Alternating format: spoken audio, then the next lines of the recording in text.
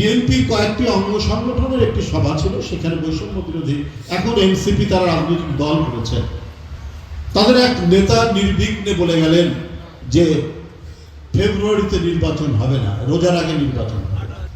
কর্তৃত্ববাদী একজন শাসকের যে অ্যাটিটিউড, মনোভাব, কালকে আমরা তার বক্তব্য থেকে পেলাম, ছেলে মানুষ, কদিন আগেই ছাত্র ছিল, কিন্তু এইরকম আচরণ হবে না।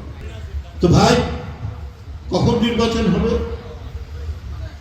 আপনার কথার যে সুর বা যে টোন, আপনি অনেক যুক্তি খাড়া করে একটা বিশ্লেষণী বক্তৃতা করতে পারবেন, কিন্তু গতকাল বক্তৃতার টোনের মধ্যে দেখলাম যে আপনি হাসিনা যে টোনে কথা বলতো সেই টোনটাই আপনার কণ্ঠ থেকে বেরিয়েছে।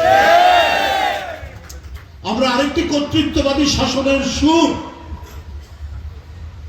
কর্তৃত্ববাদী একজন শাসকের যে অ্যাটিটিউড, মনোভাব, কালকে আমরা তার বক্তব্য থেকে পেলাম, ছেলে মানুষ, কদিন আগেই ছাত্র ছিল, কিন্তু এইরকম আচরণ হবে।